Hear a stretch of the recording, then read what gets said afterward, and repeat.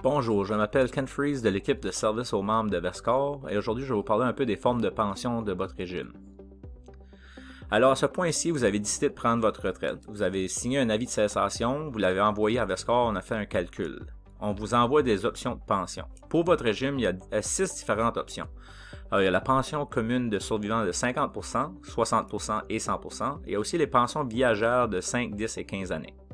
Alors, si vous avez un conjoint ou une conjointe, puis pour définir conjoint-conjointe pour votre régime, c'est marié à la personne ou au moins 2 années de conjoint de fait. Dans ce cas-là, vous choisirez probablement le 50, 60 ou 100% de pension commune de survivants. Mais si jamais que votre conjoint ou conjointe ne veut pas la pension de survivant, il peut toujours signer une renonciation. Si vous n'avez pas de conjoint ou conjointe, dans ce cas-là, vous devrez peut-être choisir les régimes de pension viagère avec garantie de 5, 10 ou 15 années. Pour votre régime, par exemple, la forme normale de pension est la pension survivant à 50%. Alors maintenant, on va regarder un petit peu plus en détail les formes de pension. Alors la pension commune survivant payable à 50%, c'est la forme normale comme j'ai mentionné. Pour celle-là, c'est vraiment le conjoint ou la conjointe au moment du décès. Une autre chose pour vous dire, c'est les montants de survivants, on ne regarde pas au facteur de réduction pour le montant de survivants. Une autre note qu'on devrait faire pour la pension commune de survivants payable à 50%, c'est que si que vous choisissez celle-là, le conjoint ou la conjointe doit signer une renonciation. La raison pour cela, c'est que dans l'acte de pension du Nouveau-Brunswick, une pension de survivant devrait être de 60% ou plus. Alors maintenant, on va regarder aux pensions communes survivants payables à 60 ou 100%. Alors pour ce cas ici, c'est vraiment le conjoint ou la conjointe au moment de la retraite, opposé aux 50% qui était au moment du décès.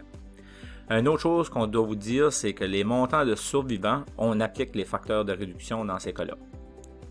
Alors maintenant, on va regarder aux formes de pension de payables de 5, 10 et 15 années.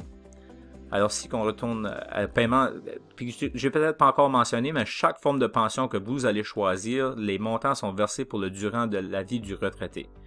Les pensions communes, les pensions de 50, 60 et 100%, si vous décédez avant votre conjoint et conjointe, eux aussi recevraient une pension pour le reste de leur jour.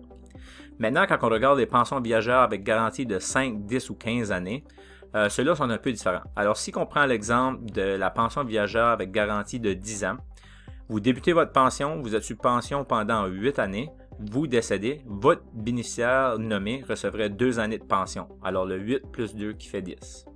On prend un autre exemple, vous avez pris encore la pension viagère de 10 ans, vous êtes sous votre pension pendant 12 ans, vous décédez. Malheureusement, à ce moment-là, le bénéficiaire ou la bénéficiaire désignée ne reçoit pas de paiement parce que vous êtes passé la période de garantie. À la prochaine page, maintenant, on va regarder à ce qu'un état de prestation de retraite préliminaire ressemble. Alors, c'est vraiment ce document-là que vous allez recevoir après que vous avez fait votre décision. Puis comme vous pouvez voir, il y a le choix A, B, C, D, E ou F.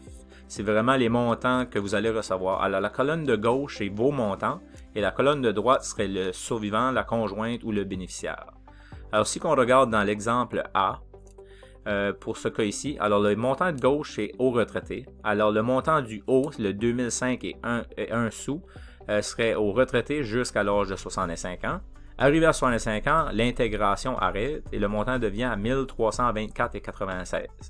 Si à un tel moment que le retraité décède avant son conjoint ou sa conjointe, on peut voir la colonne de droite que le conjoint ou la conjointe recevrait 772,41 $ pour le reste de leur jour.